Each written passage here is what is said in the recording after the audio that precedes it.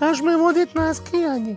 Htjela bi pravi storije, pit koktele u Šladmingu, Kitzbühelu i St. Moricu. Ajde, vragu, ti skijanje. I cijepit ću se ako treba. Samo me vodi. Jel? I sarme ću ti skuvat. Pečenice poni. Ja te mogu odvesti jedino na sanjkanje u Mukinje.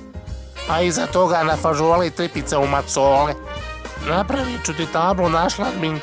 Otić gori u šumu pa se slikaj cijeli dan. Sve moje prijateljice idu na skijanje. Sve idu. Digle su kredite, stavile hipoteku na kuću, cijepile se. I ja te mogu cijepit ako zatriba. Postirat ću te 3 puta dnevno, samo me pusti na miru.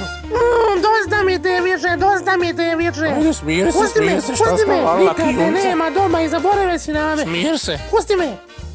Od cijele dane piješ pivu po kafiću i ždereš peke s onim svojim mlatim udarima. Odlazim.